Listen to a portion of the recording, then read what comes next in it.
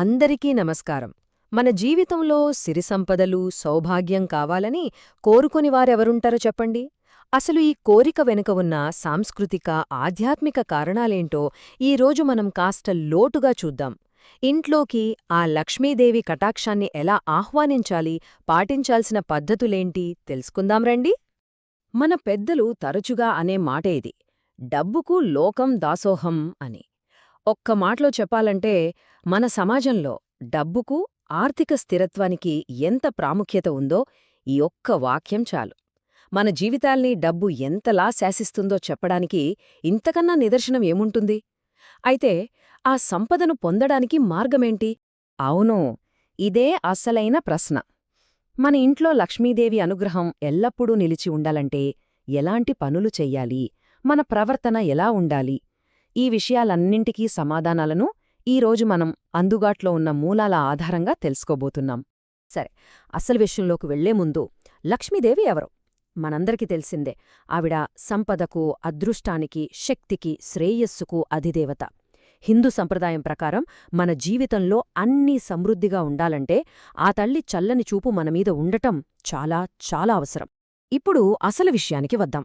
ఈ లక్ష్మీ కటాక్షం, దైవానుగ్రహం అనేది ఏదో యాదృచ్ఛికంగా వచ్చిపడేది కాదట. మన పురాణాల ప్రకారం భగవంతుని కృప మనకు దక్కడమనేది పూర్తిగా మనం చేసే పనులమీద, మన నడవడిక మీదే ఆధారపడి ఉంటుందన్నమాట. అంటే సంపదను ఆహ్వానించే శక్తి మన చేతుల్లోనే ఉందన్నది ఇక్కడ మనం గమనించాల్సిన విషయం. సరే, అయితే ఆ సిరిసంపదలను ఇంట్లోకి ఆహ్వానించే వాతావరణాన్ని ఎలా సృష్టించాలి? మొదట మనం ప్రతిరోజూ పాటించాల్సిన కొన్ని అలవాట్లు, ఆచారాల గురించి చూద్దాం. ఇక్కడొక చాలా నిర్దిష్టమైన పద్ధతుందండోయ్. అదేంటంటే ప్రతి ఉదయం సూర్యోదయానికి ముందే నిద్రలేవాలట. తర్వాత వెంటనే సింహద్వారం తెరిచేకూడదు. ఫస్ట్ ఇంటి వెనుకవైపున్న తలుపును తెరవాలి. అది తెరిచాకే అప్పుడు ముందువైపున్న మన ప్రధాన ద్వారం అంటే సింహద్వారం తలుపులు తెరవాలని శాస్త్రం చెప్తోంది. చాలా ఆసక్తికరంగా ఉంది కదా? ఇక వారంలో మంగళ, శుక్రవారాలకు కొన్ని ప్రత్యేకమైన ఆచారాలు ఉన్నాయి. ఈ రోజుల్లో ఇంట్లో పంచముఖ దీపాలను వెలిగించడం చాలా మంచిది. అలాగే ఇంటికి వచ్చిన ముత్తైదువులకు మంచినీళ్ళిచ్చి పసుపు, కుంకుమ ఇవ్వడం మన సంప్రదాయం. ముఖ్యంగా పసుపు కొమ్ములను బహుమతిగా ఇస్తే పూర్వజన్మ పాపాలు కూడా తొలగిపోయి ఇంట్లో సుఖసంతోషాలు వెల్లివిరుస్తాయని ఒక నమ్మకం.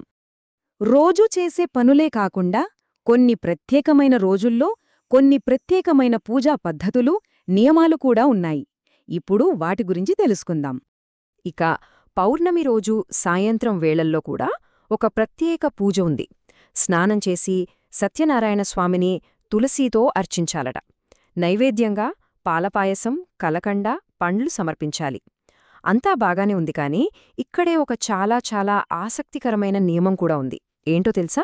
ఇంట్లో ఉండే వెండి సామాన్లు, ముఖ్యంగా వెండి పాత్రలుంటాయి కదా, వాటిని ఇతరులకు, చివరికి కన్నపిల్లలకు కూడా బహుమతిగా ఇవ్వకూడదట.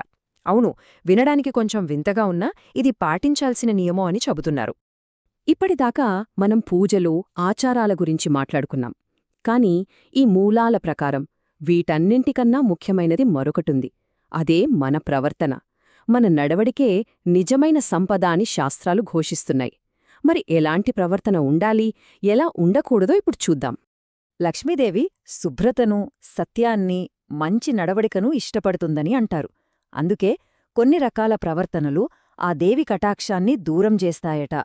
అబద్ధాలు చెప్పడం, ఇతరులను బాధపెట్టడం, అపరిశుభ్రంగా ఉండడం, పెద్దల్ను గౌరవించకపోవడం ఇవన్నీ ఆ తల్లి అనుగ్రహానికి మనల్ని దూరం చేస్తాయని చెప్పబడింది. ఇప్పుడు ఏవి అస్సలు చేయకూడదో ఒక్కొక్కటిగా చూద్దాం. ఇందులో మొట్టమొదటిది, అత్యంత ముఖ్యమైనది ఇదే. లక్ష్మీదేవి అబద్ధాలు చెప్పేవారి దగ్గర అస్సలు ఉండదట. సత్యమే సిరిసంపదలకు మొదటి మెట్టు అని ఈ మూలం చాలా స్పష్టంగా చెబుతోంది. అలాగే మాటలతోగాని, చేతలతోగాని ఇతరుల మనసును నొప్పించేవారి దగ్గర కూడా ఆ తల్లి నిలవదు. దయా, కరుణ అనేవి సంపదను ఆకర్షించే గుణాలని పదే పదే చెబుతారు. ఇవి మాత్రమే కాదు, ఇంకా కొన్ని చిన్న చిన్న విషయాలు కూడా ఉన్నాయి. ఉదాహరణకు, కాళ్ళు కడుక్కోకుండా ఇంట్లోకి రావడం మంచిది కాదంటారు. అలాగే తల్లిదండ్రులను అగౌరవపరచడమనేది మహాపాపం. ఇక ఇంట్లో తలవెంట్రుకలు ఎక్కడ పడితే అక్కడ పడి ఉండటం, గోళ్లు కొరికే అలవాటులాంటివి, ఇవన్నీ కూడా అశుభ్రతకు, అశ్రద్ధకు చిహ్నాలు. ఇవన్నీ లక్ష్మీ కటాక్షాన్ని దూరం చేస్తాయని నమ్మకం.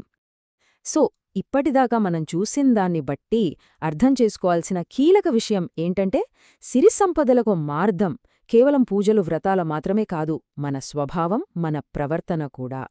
ఈ రెండింటినీ సమన్వయం చేసుకున్నప్పుడే నిజమైన సౌభాగ్యం మనల్ని వరిస్తుంది. ఇదే ఈ విశ్లేషణ యొక్క సారాంశం. చివరగా ఈ ఒక్క ప్రశ్నతో ముగిద్దాం.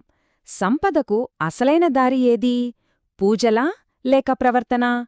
బహుశః ఈ రెండింటి మధ్య సరైన సమతుల్యతను సాధించడమే ఆ రహస్యమేమో. ఏమంటారు? ఆలోచించండి.